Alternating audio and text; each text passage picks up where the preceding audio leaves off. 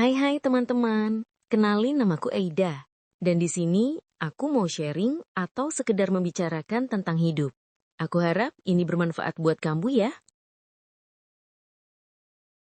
Nah, ada satu bab dari buku yang bagus banget nih. Judulnya 101 Essays That Will Change the Way You Think oleh Brianna Wiest. Bab pertamanya ini, jujur, kayak nampar tapi sekaligus bikin sadar. Isinya tentang kebiasaan-kebiasaan di bawah sadar yang ternyata tanpa kita sadari malah menghalangi kita buat dapetin hidup yang kita mau. Coba deh kita bedah bareng-bareng ya. Bab 1. Perilaku bawah sadar yang menghalangimu mendapatkan kehidupan yang kamu inginkan. Setiap generasi itu punya semacam monokultur, sebuah pola atau sistem kepercayaan yang tanpa sadar kita terima sebagai kebenaran. Gampang banget buat melihat monokultur di Jerman tahun 1930 atau di Amerika tahun 1776.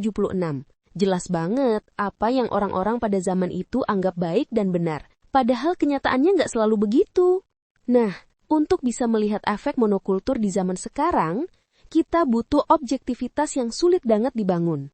Sekalinya kamu menerima sebuah ide sebagai kebenaran, ide itu nggak lagi terasa seperti budaya atau sesuatu yang subjektif. Sebagian besar kekacauan batin kita sebenarnya muncul karena kita menjalani hidup yang nggak benar-benar kita inginkan, hanya karena kita sudah terlanjur menerima narasi tentang apa itu normal dan ideal tanpa pernah menyadarinya. Pada dasarnya, monokultur zaman sekarang berpusat pada alasan kita harus hidup untuk negara, agama, diri sendiri, dan lain-lain. Ada beberapa cara di mana sistem kita saat ini justru membuat kita menyulitkan diri sendiri. Berikut adalah 8 perilaku yang paling sering terjadi. 01. Kamu percaya kalau menciptakan kehidupan terbaik adalah soal memutuskan apa yang kamu mau lalu mengejarnya. Padahal, kenyataannya kamu itu secara psikologis nggak mampu memprediksi apa yang akan membuatmu bahagia.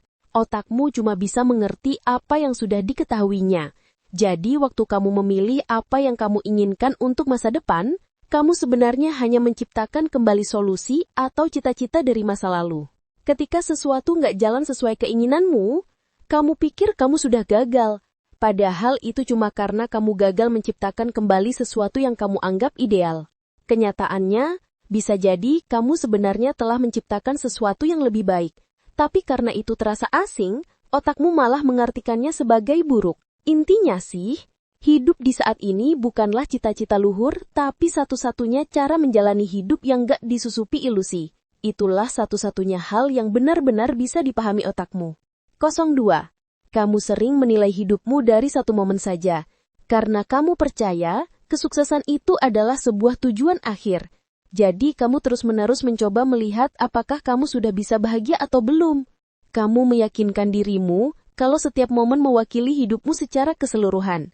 Karena kita diprogram untuk percaya bahwa sukses adalah sebuah tempat yang kita capai, kita jadi terus-menerus mengukur momen saat ini berdasarkan seberapa selesainya hidup kita. Jadinya kita mikir, cuma gini doang, karena kita lupa kalau segalanya itu sementara. Gak ada tujuan akhir untuk dicapai. Satu-satunya hal yang kamu kejar itu adalah kematian. Mencapai tujuan bukanlah kesuksesan. Seberapa besar kamu berkembang dalam prosesnya, itulah kesuksesan. 03. Kamu ngira kalau ngikutin kata hatu itu artinya kebahagiaan itu baik, dan ketakutan dan rasa sakit itu buruk. Waktu kamu mempertimbangkan untuk melakukan sesuatu yang benar-benar kamu cintai dan tekuni, kamu justru akan merasakan takut dan sakit karena hal itu menuntutmu untuk jadi rentan atau vulnerability. Perasaan buruk nggak harus selalu diartikan sebagai penghalang. Perasaan itu juga bisa jadi indikator kalau kamu sedang melakukan sesuatu yang menakutkan tapi berharga. Kalau kamu nggak mau melakukan sesuatu, kamu akan merasa acuh tak acuh. Jadi, ketakutan sama dengan minat. 04.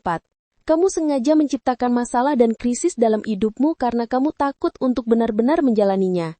Pola menciptakan krisis yang gak perlu dalam hidupmu sebenarnya adalah cara kamu untuk menghindar. Itu mengalihkan perhatianmu dari keharusan untuk jadi rentan atau bertanggung jawab atas apapun yang kamu takuti. Kamu gak pernah marah karena alasan yang kamu pikirkan. Inti dari keinginanmu menciptakan masalah hanyalah rasa takut untuk menjadi dirimu sendiri dan menjalani kehidupan yang kamu inginkan. 05. Kamu pikir untuk mengubah keyakinanmu, kamu harus mengadopsi cara berpikir baru. Padahal seharusnya kamu mencari pengalaman yang bikin pemikiran itu jadi nyata buatmu. Keyakinan itu adalah apa yang kamu yakini sebagai kebenaran karena pengalaman telah membuatnya terasa nyata buatmu. Jika kamu ingin mengubah hidupmu, ubah keyakinanmu. Jika kamu ingin mengubah keyakinanmu, pergilah keluar dan dapatkan pengalaman yang membuatnya jadi nyata buatmu. Jangan dibalik. 06. Kamu pikir masalah itu penghalang mencapai apa yang kamu mau, padahal justru masalah itulah jalannya. Marcus Aurelius menyimpulkannya dengan baik. Hambatan untuk bertindak justru memajukan tindakan. Apa yang menghalangi menjadi jalan. Sederhananya, menghadapi masalah memaksamu untuk bertindak. Tindakan itu pasti akan menuntunmu untuk berpikir, bersikap dan memilih secara berbeda. Masalah hanya mendorongmu keluar dari zona nyaman. 07. Kamu pikir masa lalumu mendefinisikan siapa dirimu. Malah lebih parahnya, kamu pikir masa lalu itu nggak bisa diubah. Padahal persepsimu tentang masa lalu itu ikut berubah seiring kamu juga berubah. Pengalaman itu selalu punya banyak sisi.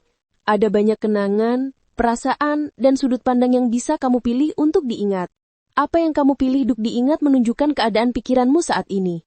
Banyak orang terjebak membiarkan masa lalunya menghantui hanya karena mereka belum sampai ke titik di mana mereka melihat bagaimana masa lalu itu bukan menghalangi tapi malah membantunya mencapai hidup yang dia inginkan.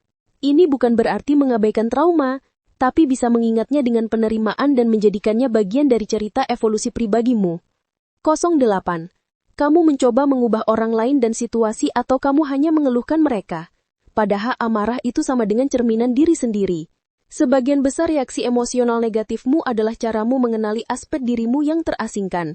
Sisi bayanganmu itu adalah bagian-bagian yang pernah diajarkan kepadamu sebagai sesuatu yang tidak baik, sehingga kamu menaklukkannya.